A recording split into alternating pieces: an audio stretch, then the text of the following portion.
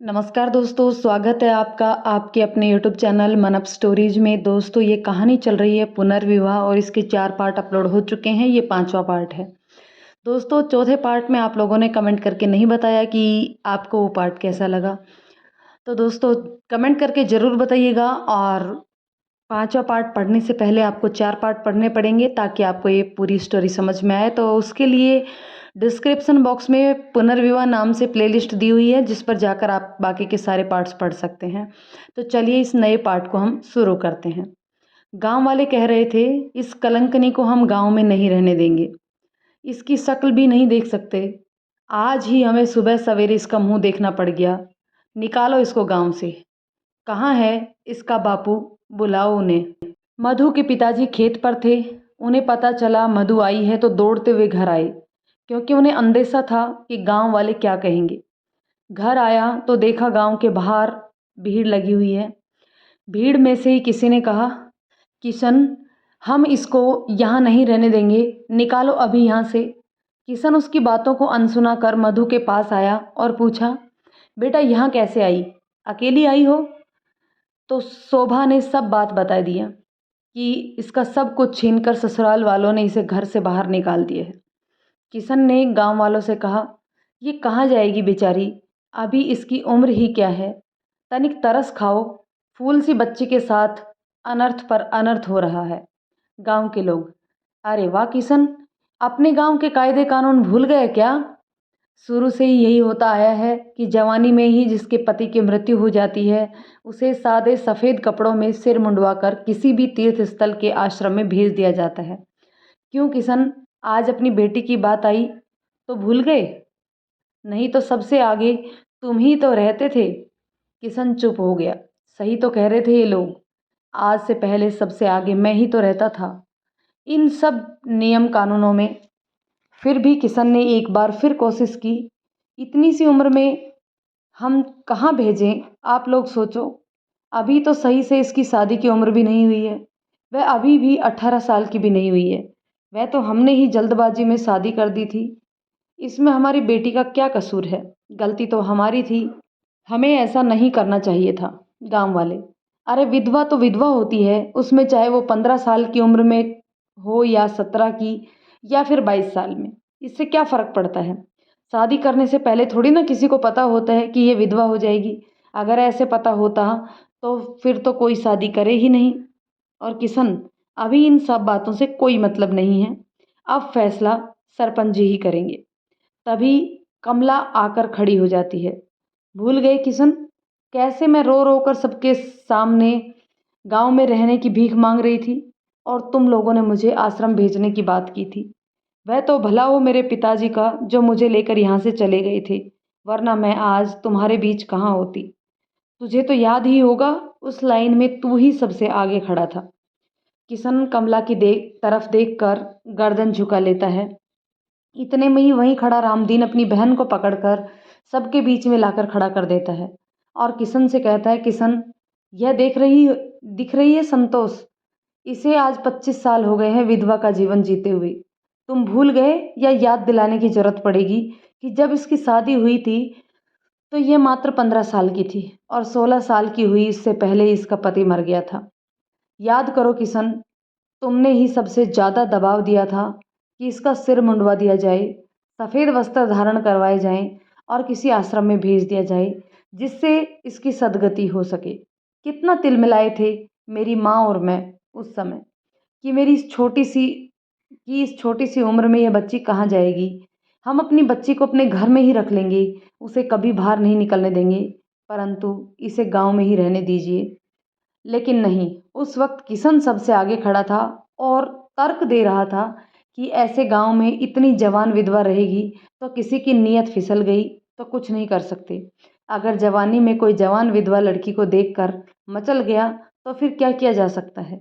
इससे अच्छा है कि उसे आश्रम भेज दिया जाए ताकि जीवन से वो मुक्ति पा सके और कोई भी उसकी तरफ बुरी नज़र से ना देखे। तुम्हें याद है कि तुमने ही कहा था कि अगर ऐसा नहीं किया तो गांव के लोंडे लपाड़े बिगड़ जाएंगे और गांव में आवारागर्दी बढ़ जाएगी।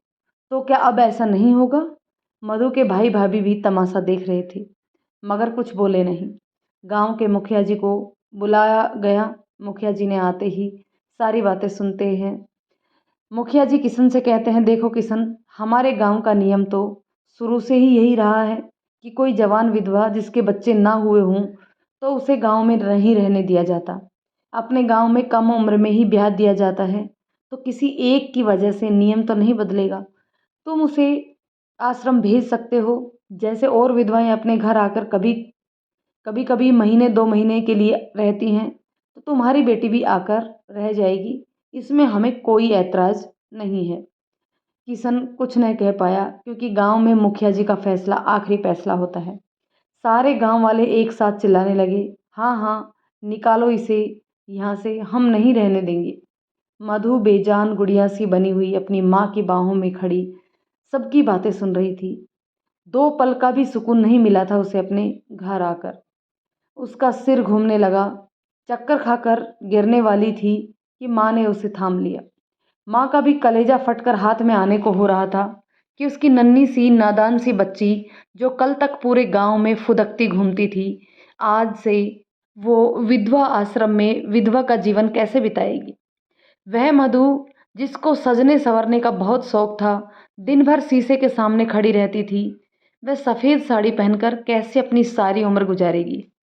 परंतु विधाता के लिखे लेखों को कौन मिटा सकता है। मधु की कुछ सहेलियां और कुछ भाभी चाची, जिनको मधु बहुत पसंद करती थी और जो मधु को भी बहुत पसंद करते थे, सब उन उन सबकी आंखों में आंसू थे। वो मधु से लिपट लिपट कर रोए जा रहे थे।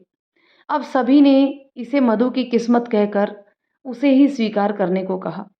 गांव की कुछ बड़ी औरतें और पंडित को बुलवाया गया और उसके सभी वस्त्र उतरवाकर चंदन से नहलाकर सफ़ेद साड़ी पहना दी गई और उसका मुंडन करवा दिया गया।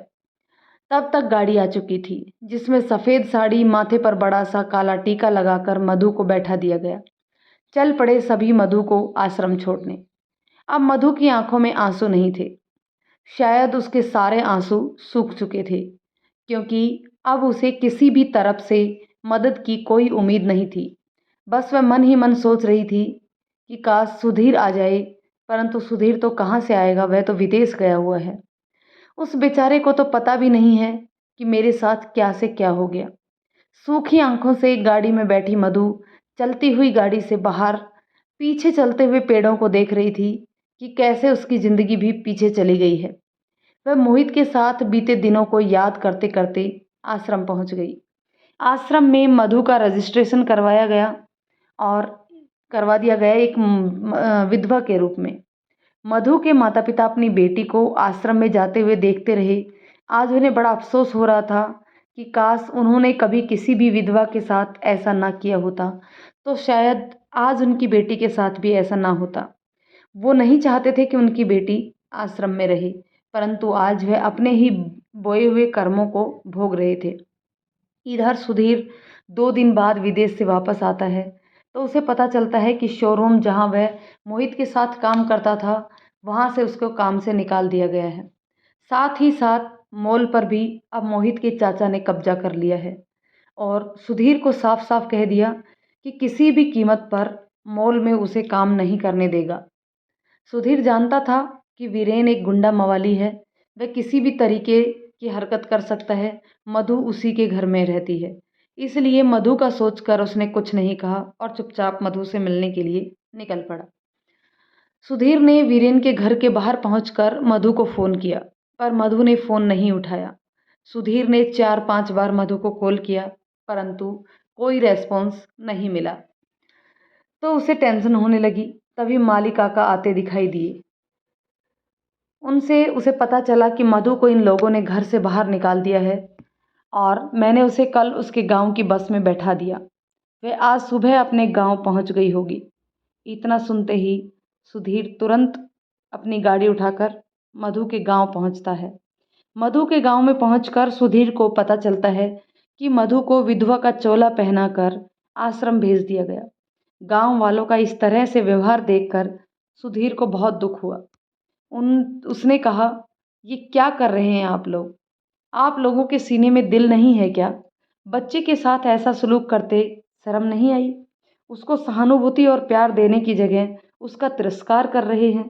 गांव वालों ने कहा, तुम कौन होते हो भाई बीच में बोलने वाले, कहाँ से आए हो? ये हमारे गांव का नियम है। सुधीर, मैं मोहित का भाई और दोस्त हूँ। गांव वाले, तुम जब कहाँ थे जब मधु के ससुराल वालों ने उसका सब कुछ छीनकर उसे घर से बाहर निकाल दिया था? सुधीर, मैं उस समय घर पर नहीं था, मैं किसी काम से विदेश गया हुआ था। जैसे ही मैं घर वापस आया और मुझे पता चला कि मधु को घर से निकाल दिया है और वह अपने गांव आई है, तो मैं मिलने चला आया। यहाँ आकर आप सभी का दुर्व्यवहार देखकर बहुत दुख हुआ। मुझे पता बताओ मधु कहाँ है, क्योंकि मोहित ने अपने जाने के बाद मधु की जिम्मेदारी मुझे सौंपी थी। गांव के लोगों ने कहा, ये अमंगली अपशुगनी है, 1 साल के भीतर ही अपना इसका पति चल बसा। ये मनहूस है, हम इसे यहाँ गांव में नहीं रहने देंगे। उसका चेहरा देखना भी हमें पाप है। तुम्हें उसे लेकर जाना है तो ले जाओ उसके ससुराल।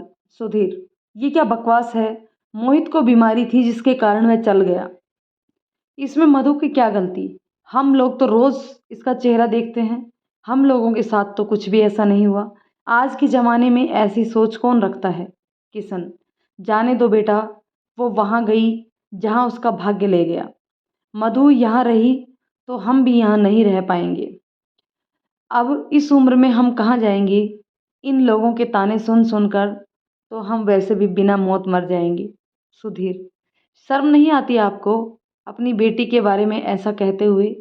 एक तो बिना सोचे समझे उसकी शादी करवा दी और अब आप ही मुकर रहे हैं। जब माँ बाप ही साथ नहीं देंगे तो कौन साथ देगा? किशन, बेटा, हम जिस समाज बिरादरी में रहते हैं वहाँ के कानून कायदे को मानना पड़ता है, उससे बाहर तो नहीं जा सकते ना हम। अब इससे ब्याह भी कौन करेगा? तीर्थ स्थल पर धर्म ध्यान करेगी तो उसके लिए अच्छा है। सुधीर, क्यों क्यों नहीं करेगा कोई उससे ब्याह? अभी उम्र ही क्या है, और विधवा होना कोई गुनाह तो नहीं है।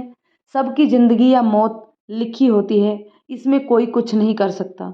अभी जिस उम्र में ये है उस उम्र में लड़कियां पढ़ती हैं, लिखती हैं, अपने सपने बुनती हैं, अपना बचपन जीती हैं। आप लोगों ने तो इसका सब कुछ छीन लिया। यहाँ तो बिना मौत के मौत से बदतर सजा सुनाई जा रही है। गांव वाले, ए शहरी बाबू, आप हमें प्रवचन ना दें, अपनी वकालत नहीं झाड़े, हमें अपना काम करने दें। सुधीर, कौन सा अच्छा काम कर रहे हैं आप? जीते जागते इंसान को बिना गुनाह के सजा दे रहे हैं। बहुत अच्छा न्याय है। विधवा हो जाने से इंसान इंसान नहीं रह जाता क्या? उसकी आत्मा, भावनाएं, इच्छाएं मर जाती हैं क्या? अरे उन्हें भी समाज में जीने का अधिकार है, दोबारा अपनी जिंदगी में रंग भरने का अधिकार है। आज इस स्थिति में लाने वाले भी आप ही लोग हैं। उन्हें पढ़ाइए लिखाइए, इतना सक्षम बनाइए कि अपने पैरों पर खड़ी हो सके, विपरीत परिस्थितियों में किसी का सहारा ना लेना पड़े। अब गांव और शहर में कोई अंतर नहीं है, फर्क है तो सिर्फ आप लोगों की सोच का। ससुराल वाले ऐसा दुर्व्यवहार करें तो मान भी लें, आप लोग तो मायके वाले हैं, आप लोगों की बेटी है, उसका घर है। बेटियां माँ बाप के घर ही तो आती हैं। आप लोग बताइए, जब वो यहाँ आई थी और यहाँ से गई, तब तक उसका मुंह देखने से किसका अमंगल हुआ? कौन सा अपशगुन हो गया? विधवा को एक कमरे में रहने से, फीका खाने से, सिर मुंडवाने से क्या हो जाएगा बताइए? अपनी सोच बदलिए, इंसानियत दिखाइए। किसी को दया नहीं आई कि एक 17 साल की बच्ची कहाँ जाएगी, क्या करेगी? मधु का भाई, आप हैं कौन जो इस तरह से इतना ज्ञान दे रहे हैं? अरे आपसे कहेंगे तो आप करेंगे उससे ब्याह, अपनाएंगे उसे? बड़े आए हमदर्द बनने वाले। बातें बनाना सरल है, निभाना मुश्किल है। सुधीर, मैं मधु को यहाँ से लेने ही आया हूँ। मोहित ने मुझसे कहा था कि मैं मधु को पढ़ा लिखा कर काबिल बनाऊं ताकि वो अपने पैरों पर खड़ी हो सके और इनका साथ हमेशा देना। और रही बात शादी की, तो मैं मधु की शादी भी करवाऊंगा अगर मधु चाहेगी तो। विधवा विवाह कोई पाप या जुर्म नहीं है। किसी की जिंदगी में उसकी मर्जी से उसे खुशियां देना, उसमें रंग भरना, उसका साथ देना गलत तो नहीं है। यदि हम सिर्फ विधवा शब्द की मानसिक बाधा को दूर कर दें तब शायद किसी 20 वर्ष की बेवा को अपना बाकी बचा जीवन अकेले समाज की तिरस्कृत नज़रों के बीच ना बिताना पड़े।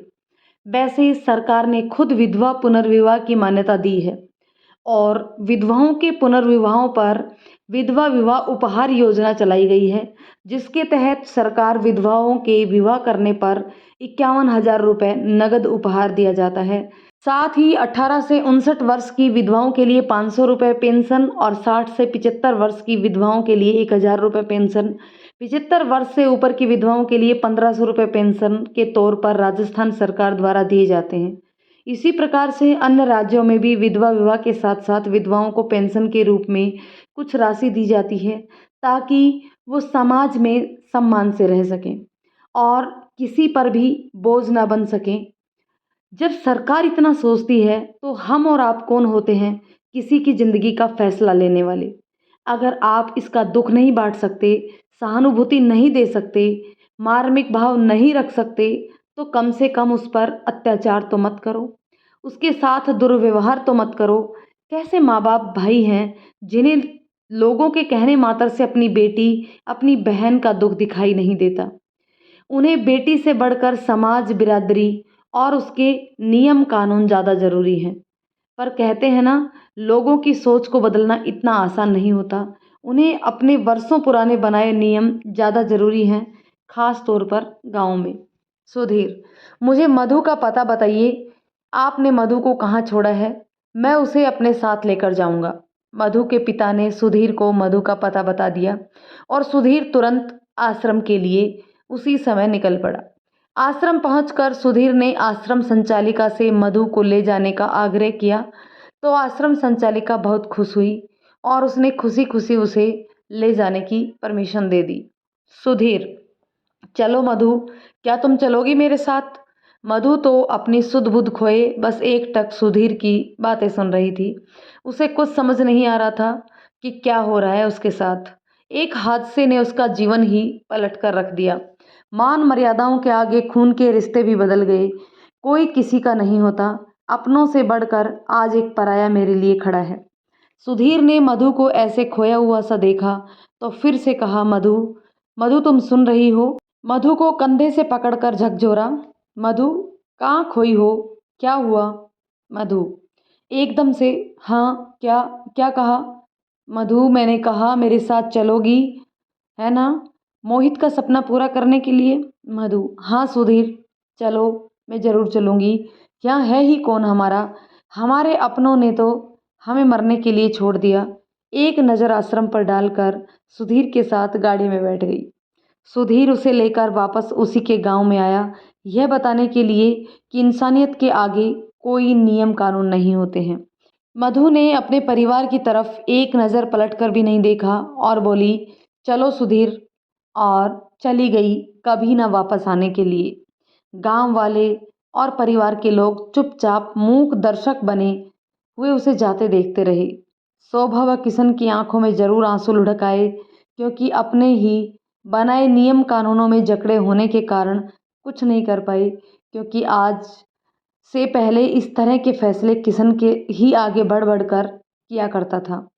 किशन मन ही मन में, शायद मुझे किसी की हाय लगी होगी, तभी आज ये स्थिति मेरे साथ हुई है और मैं कुछ नहीं कर पाया। किस मुंह से किसी से क्या कहूँ कि मेरे कर्मों की सज़ा मेरी बेटी को ना दो, क्योंकि मेरे ही कर्मों की सज़ा मिली है मेरी बेटी को। दोस्तों, इस पार्ट को हम यहीं पे ख़त्म करते हैं। जानते हैं नेक्स्ट पार्ट में कि अब आगे सुधीर उसको लेकर जाएगा तो क्या होगा। दोस्तों, यदि कहानी पसंद आए तो लाइक शेयर करें। चैनल पर नए हैं तो प्लीज़ चैनल को सब्सक्राइब ज़रूर कर लें। धन्यवाद दोस्तों।